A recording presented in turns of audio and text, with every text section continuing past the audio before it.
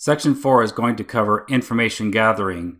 And so what we're going to do here is we're going to start looking at some of the information related to your computer, such as the operating system type and version, such as the MAC address and IP address and other network related information. And this is really important because if you plan on being a system administrator or working in information security, these are the types of commands that you're going to want to run, or that you will run over and over again, in order to understand your environment and understand what you have in your inventory. And so it's going to be important that you have these skills readily available, and these do really translate into something you'd use on a regular day-to-day basis if you're in one of those career fields. Back in Section 2, we talked about operating systems, and now we're going to find the operating system and version on our machine or on a computer and the virtual machines we installed. There's several reasons we'd want to do this, because from a system administration standpoint, you'd want to understand if there were any outstanding patches related to functional performance or security. If you were installing software, you might need to understand what operating system you had in order to download the right or the compatible version of software. And from a security standpoint, you'd want to understand if there's any vulnerabilities or exploits against your operating system. So to get this information, there's several ways to go about it. You can use the command line interface or the GUI, and on the Windows side, you can see these first three commands are from a normal command prompt. You can use the GUI, or you can use the PowerShell command. On Linux, the first couple commands apply to all Linux versions or distributions, and this is really looking at the Linux kernel, which is the foundation of things such as Linux, Debian, or Ubuntu. Ubuntu is built on the Linux kernel, so this would be specific to Ubuntu, and this would be tell you the foundation of the Linux kernel. And for Red Hat, let's scroll down a little bit here, and here this would tell you the version of CentOS we're running. Okay, so let's take a look at those in the command prompts. So in Windows, typing in VER will give you Microsoft Windows version 10. System info, and then piping that to a different command, find OS name, will filter out a lot of the other information and give you just the operating system name. Or finally, we can run this WMIC command and select a few of the fields out of that output, and here we get the same information, Microsoft Windows 10. Now again, you don't have to take notes here, this is all in the reference guide. This just demonstrates that there are several ways of going about getting the same information. If you wanted to use the GUI, you could go down to Control Panel. And if you go, we'll go back here, go Control Panel, System and Security, System, and here you're at Windows 10, or you can get that information, Windows 10. Okay, finally on Windows machine, using PowerShell, you can use this long command.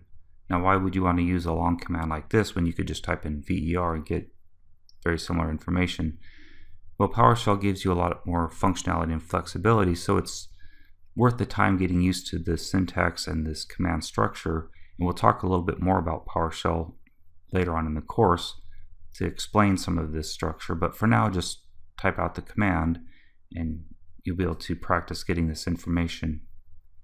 So briefly, this command here provides some output, and what you're doing is you're sending that output to a new command, select object. The select object will extract these fields, and again you take that and send it to a new command, which is format table, which gives you this nice format here, and then you can see what version of Microsoft you're running, or Microsoft Windows. So that does it for Windows. You can see there's many different ways of getting to the same information. Now let's take a look at the Linux side of things. And on CentOS, we see these first two commands, which were in the reference guide. I talked about those referring to the Linux kernel. But what we're probably more interested in is this command here, more etc Red Hat release, and that tells us that we're running CentOS 7. Now we probably already know that because we installed it, but this is one way of going about getting that information. And finally, let's take a look at Ubuntu. And here were those first two commands to get the Linux version. In this case, it's version 4. The kernel is Linux version 4. And to get specific information about Ubuntu, we would run this lsb_release-a. And here we see it's Ubuntu version 16.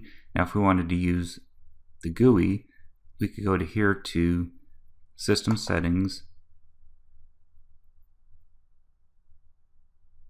Might take a second to come up, and then we'll go to Details at the bottom here. And it once again shows us the same information, Ubuntu version 16. So hopefully at this point you get the idea that there's many ways to go about getting the same information, and understanding what operating system you're running is important for various reasons that I mentioned before. And so there's probably more ways of getting the information, but I think this is probably enough for now. Another bit of information that you may want to know about your computer is the central processing unit architecture. This is important when you are installing new software, because typically you'll be asked what architecture you have in order to make sure that the software you're downloading is compatible with your operating system.